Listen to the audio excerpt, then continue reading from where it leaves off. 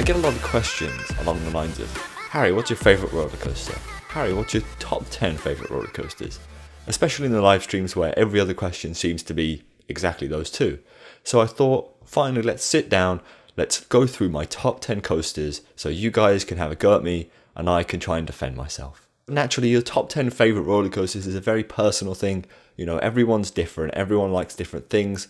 But then there's also nostalgia on that, and some people like rides because of the nostalgia they give them, and others just like the rides because they're spooky and fast, whatever. So everyone has a different list, and my list is probably going to be very different to your list, but that's the whole point, isn't it? You know, so don't get too offended that I didn't like your favourite ride, or I think Blue Fire is terrible because it is terrible.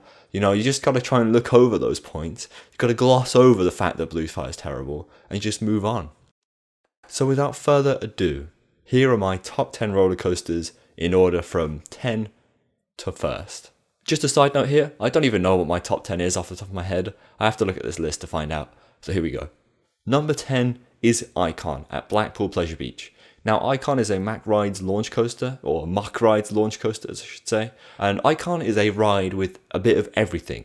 It's got a good portion of airtime, it's got a launch, it's got some force, it's got twisty fast transitions. It's just, Icon is an all-round coaster. I wouldn't say it does one thing spectacularly well, but it does a lot of things pretty well, and the ride experience is long, the trains are very comfortable, you know, the Mack Rides restraints are very nice. So for me, I much prefer Icon's second half over the first half. I'd say Icon does have some, not dead spots, but some moments where it's a bit slower than the rest and the pacing is a bit off, especially towards, say, the end of the ride where you're kind of just meandering towards the brake run. But then against that, you've got some really fantastic moments, like the airtime hill after the first launch, the Heartline roll inversion or inline twist I love that. Going through the Immelman and the back row, getting pulled down is fantastic. Some of the whippy transitions in the second half are also great. So yeah, Icon takes the 10th spot because it is a fantastic all-round coaster. We're already going to get controversial here with number 9, and that's Wicker Man Alton Towers. And I know many of the UK people might not think the same thing as me. You know, many people think that Icon's better than Wicker Man, and that's fine. You know, they're very different rides, and I prefer Wicker Man because it's much more of an overall experience. When you enter Wicker Man's Plaza, you know, you're greeted with a massive Wicker Man structure, and the atmosphere around the ride is fantastic. Even though the ride itself is not the best, you know, it's a family coaster at the end of the day. But it's just the atmosphere, the build-up, the theming, it all works together, all in layers to create a fantastic experience. And that's why I really like the ride. The ride itself is still great, you know, GCI, they do a good job of making coasters just generally. There's a lot to enjoy on Wicker Man. You know, you've got the fast GCI transitions. If you're towards the back of the train, you know, you get airtime, some nice floater airtime over the hills. It isn't the most fast-paced ride. It does have its own dead spots as well, like the flat turn, but overall it's just a solid experience from start to finish, and that's why it takes my number 9 spot. So according to my list, at number 8 we have Goliath, which is an Intamin mega coaster, and Goliath is located at Walibi, Holland, and features quite a weird layout in terms of its pacing and elements. So you start off with this fantastic ejector airtime hill. You know, you climb pretty high. I don't know the exact height. You climb pretty high. Nice lap bar restraints as well. So you're gonna feel the airtime. You go over this hill. Perfect sustained ejector. Fantastic. Next hill, Stengel dive. Brilliant. Lovely. Then Helix. Okay, you know, slowing down a bit. The pace here isn't as good.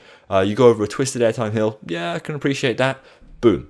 Another Helix. Okay, slowing me down here. You followed by another twisted airtime hill and 3 ejector bunny hills towards the end. Goliath takes the 8th spot and not any higher because of these elements. I really enjoy the fantastic ejector airtime moments, but the helixes in between are a bit dead and lackluster compared to them. But overall, it's just a fantastic coaster. The sense of speed, the sense of airtime, and the sense of force. Those helixes are quite forceful, to be fair. All of those combine together to create a fantastic coaster, even if some parts of the ride aren't as good as other parts. At number 7, we have Silver Star at Europa Park. And now people will already be like, whoa, Silver Star over Goliath. The problem I have, and I'm sure that many of you have, is you end up riding one coaster much before another. So Goliath is much more fresh in my mind, but for me, I remember Silver Star back row blowing my mind. I hadn't really experienced much airtime at that point, so going on Silver Star, back row, floater, consistent floater airtime over every hill, ejector off the mid-course. It was just this sense of, wow, I am so open to the elements. It was one of my first coasters with a lap bar that was a thrill coaster, and the clamshell restraints are fantastic. So I guess Silver Star is a bit of nostalgia for me. I think it became my tallest coaster at the time. So for me, it all just kind of came together to give me this really enjoyable ride. Getting back on the Woody train, at number 6 is Boulder at Liseberg in Sweden. So Boulder is a Intamin prefabricated coaster, and man, I really enjoyed Boulder. Even though the layout is incredibly repetitive, as in it's literally airtime, hill, turn, airtime, hill, turn, airtime, hill, turn. It's the same thing over and over again, but it was just fun, and it made me want to ride it more and more and more and more. The airtime itself is really good as well. You know, Intamin prefabs, they know what they're doing in terms of airtime. The first hill is sustained floater, every other hill sustained ejector. If you're in the back of that train, you're getting hauled over the hills. Boulder, yeah, no, it's just a fantastic ride. I usually rate rides on how fun they were, how much I enjoyed them, not necessarily how good the layout was or how fantastic the elements are. Obviously that is a big part of it, but Boulder, it was just fun, and that's for me all I need on a ride. Coming in at number 5 is another wooden coaster, and this is Wodan at Europa Park. So Wodan is a Great Coasters International ride. It's the tallest GCI out there, and boy does it pack a punch. I rode Wodan having not ridden really any modern day wooden coaster, so Wodan, like, it just blew my mind. The transitions on that, the airtime on that, the fast-paced whippy nature, man, it was so good. Wodan forever sat on my second spot until I rode some new coasters, and it really deserved it. It's a fantastic wooden coaster, you know, and it even has the theme to top it all off. But the ride experience for me is something that just makes it.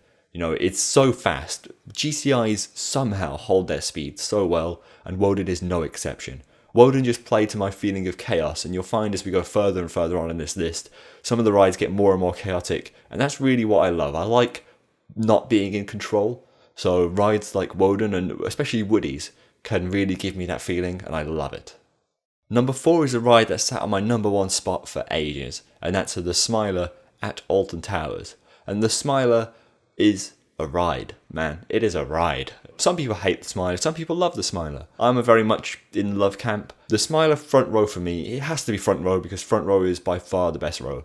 Front row, it is a solid ride from start to finish, you know.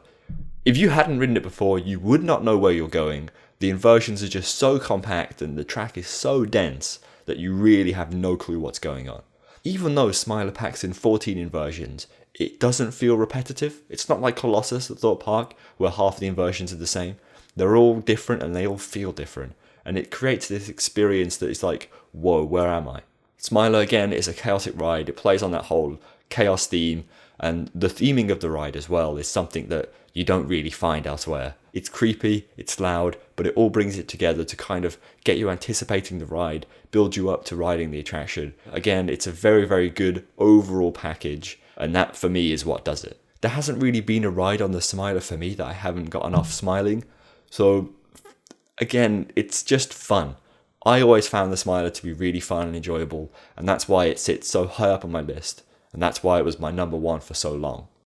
If you've travelled around Europe to many theme parks, you'll probably have these next 3 quite high up in your lists as well. And number 3 then is Taron at Phantasialand. And Taron is an Intamin multi-launch coaster.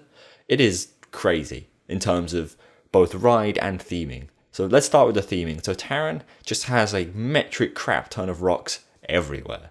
But the rocks aren't even the best part. Some of the buildings and some of the other details around Klugheim, which is the area that Taron sits in, are much more impressive than the rockwork. But the sense of being in a well-themed area at Phantasialand just makes Taron much better in that kind of aspect. Taron itself as a ride is very solid as well. The launches on the ride are great, especially the second one. Taron has a bit of everything, you know, it's got a bit of force, it's got many fast transitions, and it's got airtime chucked in there here and there. Some things I don't really like about Taron is the endings to each half is kind of a bit slow and it tapers off, especially the first half where you kind of just weave around for a bit. And the second half is trimmed to death at the end, and you don't really get the airtime, which is a real shame. But no, Taron, again, plays to this whole feeling of just being open and exposed. It's a chaotic ride. You've got the intimate lap bar again. There's literally nothing surrounding you.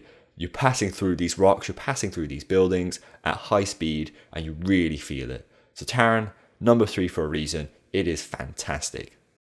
That brings us to number 2, which some people might not agree with as well, and that's Helix at Liseberg in Sweden. Now, Helix is not as well themed as Taron, let's say, but Helix in terms of a layout is some of the best layout making I have ever seen. The pacing on Helix is impeccable. The string of some of the elements is just second to none. Honestly, Helix is one of the best designed roller coasters I've ever seen and ever ridden myself, and that's why it takes the number 2 spot. It doesn't have the most intense launches, it doesn't have the most intense ride or the most airtime filled ride. Again, it has a bit of everything. It's got one of those rolling starts, essentially you just dip straight out of the station and the ride begins, and I love that. That's a fantastic way to start your ride. Then you go through a mixture of inversions, a mixture of airtime hills that give you sustained ejector airtime, and that is ace. And then you come to my favourite part of the ride, which is after the Norwegian loop, you have a string of elements. It's an airtime hill, a 0G roll, followed by a helix, a whip to the left. And those string of elements are so perfect, so well paced. I just love that aspect of the ride. And Helix, it just never lets down. Even in the middle of the train, which is what I had for my first ride, middle of the train, pretty much start of the day, didn't let me down. Helix, fantastic coaster. From start to finish, you'll really enjoy the experience, really enjoy the airtime. I can't say enough things about it. And finally, the top of the list, some of you already know what this is, and this is Kärnan at Hansa Park. Now, Kärnan is a roller coaster, man. It is a roller coaster. Pretty insane one at that. Not only is it a hypercoaster, the entire of its height is in a building. You know, you walk up to the ride, this huge towering building just stands up there, and at the bottom, this piece of track just shoots out of it. And every so often you see the train completely bolt out of the structure, and it is insane, to say the least. So Kärnan takes the number 1 spot for being fast-paced, for being chaotic as hell, for having so much airtime, and for being so forceful. All of these come together, as well as its really quality theme. Kärnan's theme is really story-based, and I appreciate story-based themes much more than kind of just themes. You know, Taron is a theme, but there isn't much of a story behind it, or at least there isn't one that's obvious. Whereas Kärnan has this obvious story, and you can really kind of get into it, and that just enhances the ride so much. The amount of anticipation before you board is insane. You are pre-assigned seats, but you're done so in a showroom where lights basically tell you what seats to go in, and it's completely randomized. So you have no idea of where you're going to sit on the ride. So if you got front row, which is arguably the best row, I think, it kind of just makes your ride even better because you randomly get assigned front row by the magic lights. Then you board front row, have one of the best rides of your life, get off, and you're like, whoa, I want to do that again. It is mental. I really enjoy it just because it's so chaotic, so different, so unique as well. And that's really what all comes together for me to create such a quality ride. And on top of that, then you have the restraints, again, like clamshells, lap bar restraints, completely open to the elements, and you feel it. You really feel it.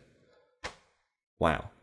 Anyway, that's been my top 10 coasters. I could have sat here and talked about the coasters for quite a lot longer, but I didn't want this video to be too long, so it's kind of short and snappy and to the point. Let me know what you think of my top 10 in the comments down below, and maybe even post your top 10 and everyone could compare. And please do remember that everyone has different opinions, everyone likes different things. So I do appreciate that. Thank you for watching, and I'll see you all next time.